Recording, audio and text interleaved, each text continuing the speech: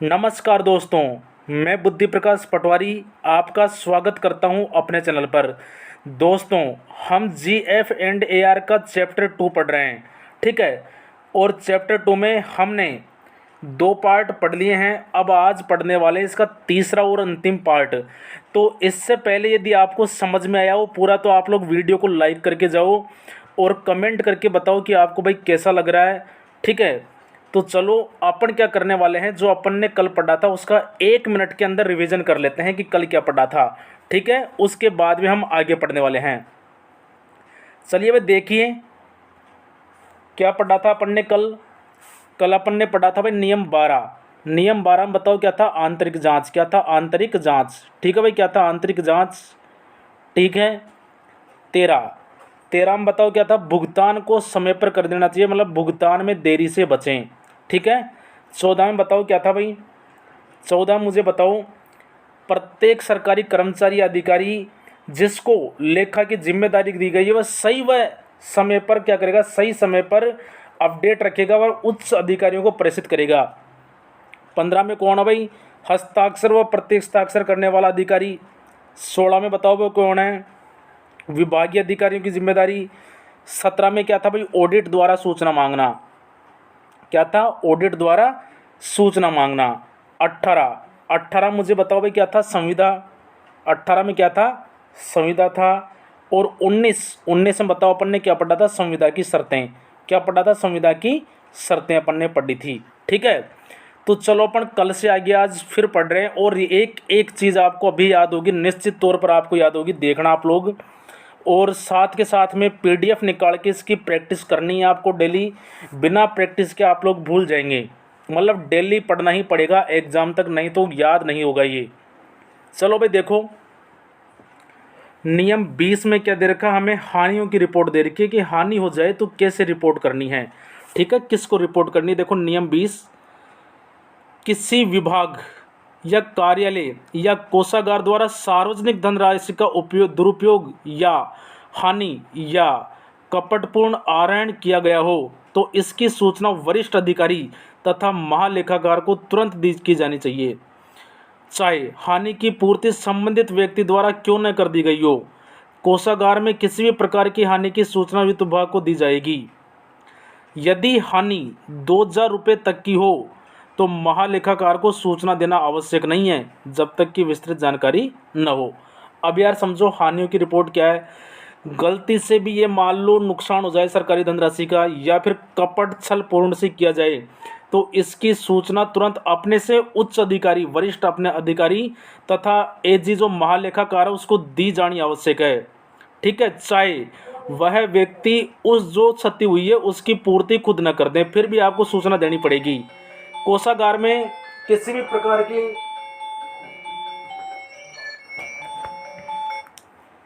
कोषागार में किसी भी प्रकार की हानि हो तो आपको निश्चित तौर पर सूचना देनी पड़ेगी। यदि 2000 रुपये तक की हानि हो तो महालेखाकार को सूचना देना आवश्यक नहीं है। समझ गए आप लोग भाई, कोई भी हानि हो तो आपको सूचना देनी है उच्च अधिकारी को और AG को, लेकिन यदि 2000 रुपये से कम की हानि हो तो AG को सूचना देना आवश्यक नहीं है। चलो भाई 21 में देखो भाई, 21 में क्या होती है, दुर्घटना। समझ गए, दुर्घटना का नियम किसमें है, 21वां। आग, बाढ़, भूकंप या प्राकृतिक कारण से हुई अचल संपत्तियों की हानि की सूचना 15,000 रुपये से अधिक नहीं होने पर विभागाध्यक्ष को भेजनी चाहिए। यदि इससे अधिक हानि हो तो उसकी रिपोर्ट महालेखाकार को भिजवानी चाहिए। समझ गए भाई आप लोग, निश्चित तौर पर भाई क्या करना है, यदि आग, बाढ़, जो भी प्राकृतिक कारण है, प्राकृतिक कारण से यदि कोई हानि होती है, ठीक है, प्राकृतिक कारण से कोई हानि होती है और हानि कितने से तक हो, 15,000 रुपये से कम हो तो इसकी सूचना बताओ क्या करनी चाहिए, विभागाध्यक्ष को भेजनी चाहिए। और 15,000 रुपये से अधिक हो तो इसकी रिपोर्ट किसको भेजनी चाहिए, AG को भेजनी चाहिए। किसको भेजनी चाहिए, AG को भेजनी चाहिए। समझ गए आप लोग। 20 में हो गया हानि की रिपोर्ट और 21 में बताओ क्या हो गया, दुर्घटना। चलो अगला देखते हैं, अगला नियम है 22वां। और 22वें नियम में क्या है आप लोग ढंग से देखना, कोई बड़ी बात नहीं है। 22वें में दे रखा है हानियों के लिए उत्तरदायित्व है। क्या भाई, 22वें में हानियों के लिए उत्तरदायित्व है। भाई कौन उत्तरदायी है हानि होगी तो, ठीक है। देखिए क्या है, प्रत्येक कर्मचारी अपने से संबंधित कार्य प्रत्येक कर्मचारी अपने से संबंधित कार्य में कपट या उपेक्षा के कारण सरकार को कोई भी हानि पहुंचाता है तो वह व्यक्तिगत जिम्मेदार होगा। इस नियम के अनुसार प्रत्येक कर्मचारी को अपने से संबंधित कार्य के लिए लेखा एवं वित्तीय नियमों की जानकारी होना आवश्यक है। यार देखो, सीधी सीधी बात है, जो गलती करेगा उसे ही सज़ा मिलने वाली है। आप जिस कार्य के लिए जिम्मेदार है उस कार्य की जिम्मेदारी आप पर ही है। आप गलती करोगे तो आपको ही देना पड़ेगा। ठीक है, ये था 22वां। और नियम 23 देखो क्या कहता है। 23वें में हानियों का अपलेखा। अपलेखा का मतलब क्या है? वे हानियां अपलिखित की जा सकती है जो व्यक्तिगत कारणों से न होकर प्राकृतिक कारणों से हो। अब यार देखो, बाढ़, भूकंप हो गया, आग हो गई, इनसे यदि कोई दुर्घटना होती है, किसी प्रकार की हानि होती है, तो इसके लिए कोई व्यक्ति जिम्मेदार नहीं होता और इस प्रकार की हानियों का क्या कर देते हैं? अपलेखा कर दिया जाता है। ठीक है, क्या पढ़ा भाई? एक बार फिर देख लो। 20 में अपन ने क्या पढ़ा था? हानियों की रिपोर्ट करनी। क्या पढ़ा था? हानियों की रिपोर्ट करनी है। 2000 रुपये से कम की हानि हो तो भाई कोई ज़रूरी नहीं है कि आप लोग क्या करें, इसकी रिपोर्ट करें। समझ गए आप लोग? लेकिन 2000 से ज़्यादा है तो एजी को सूचना दी जानी पड़ेगी। 21वें में दे रखा में दुर्घटनाओं के बारे में। किसके बारे में दे रखा? दुर्घटनाएं। यदि 15,000 से कम का नुकसान हुआ है तो हमें विभागाध्यक्ष को सूचना देनी है। और 15,000 से ज़्यादा का नुकसान हुआ है तो इसकी रिपोर्ट बताओ किसको भिजवानी पड़ेगी? एजी मतलब महालेखाकार को। ठीक है। 22वें में हानियों के लिए कौन उत्तरदायी? तो भाई कर्मचारी ही हानियों के लिए उत्तरदायी है। जो काम करेगा वही उत्तरदायी होगा। नियम 23 कहता है हानियों का अपलेखा। भाई जो हानि व्यक्तिगत कारण से न होकर प्राकृतिक कारणों से हुई है उसका अपलेखा कर सकते हैं। मतलब वो किसी की जिम्मेदारी नहीं है भाई, किसी को नुकसान, उसका पनिशमेंट नहीं मिलेगा। ठीक है, आ जाओ अब अगला देखो। अगले में क्या है? 24वां दे रखा विभागीय नियम। क्या होते हैं विभागीय नियम में?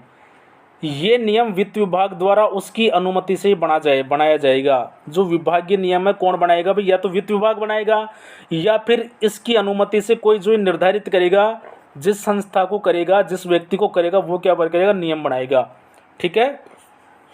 25 देखो, नियम 25 में क्या है?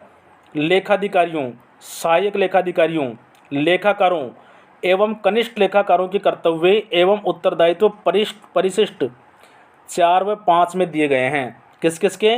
लेखाधिकारी हो गए, सहायक लेखाधिकारी हो गए, लेखाकार हो गए, कनिष्ठ लेखाकारों के कर्तव्य किस में दे रखे हैं भाई? परिशिष्ट 4 व 5 में। नियम 26 और अध्याय 3 का लास्ट नियम है। कुछ भी नहीं है। देखो आप लोग, हमने कितनी आसानी से 2-3 चैप्टर खत्म कर दिए हैं। ठीक है, कुछ भी नहीं था। देखो आप लोग, 3 चैप्टर खत्म हो जाएंगे अपने। तो देखो, शक्तियों का प्रत्यायोजन क्या है? क्या भाई शक्तियों का प्रत्यायोजन? इसके अंतर्गत एक अधिकारी द्वारा वित्तीय शक्तियों को अन्य अधिकारी को देना सम्मिलित है। यह नियमों के भाग 3 में है।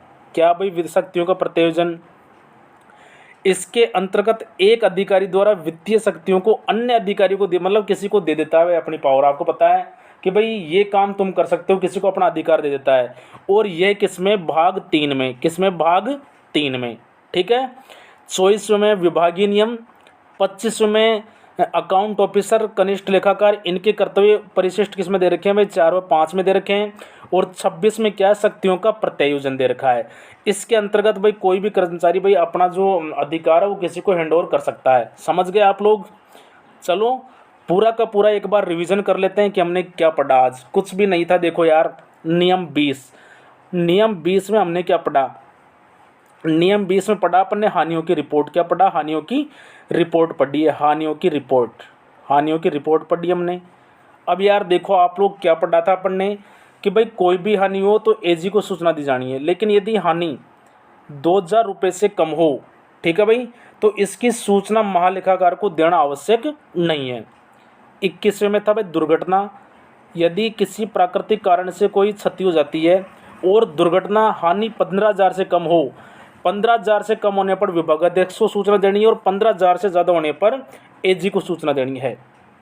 22वें में भाई कौन जिम्मेदार है? भाई जो व्यक्ति काम करेगा, जिसको जिम्मेदारी दे रखी है, वही उत्तरदायित्व है, इसके लिए उत्तरदायी है। 23वें में क्या है? हानियों का अपलेखा। जब दुर्घटना या फिर हानि व्यक्तिगत कारणों से न होकर प्राकृतिक कारणों से हो तो ऐसी हानियों का अपलेखा किया जा सकता है। ठीक है भाई। 24वें में दे रखा है विभागीय नियम। क्या है विभागीय नियम?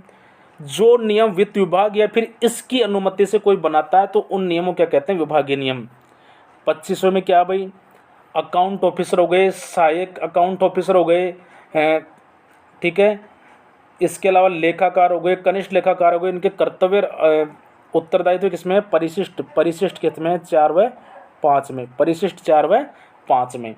और 26 में दे रखा है शक्तियों का प्रयोजन। कोई भी अधिकारी अपनी वित्तीय शक्तियों किसी अन्य अधिकारी को दे सकता है। नियम किसमें? नियम भाग 3 में इसका उल्लेख है। तो चलिए भाई, अच्छा लगा है तो आप लाइक ठोक के जाइए और शेयर करके जाइए। मिलते हैं अगली क्लास में।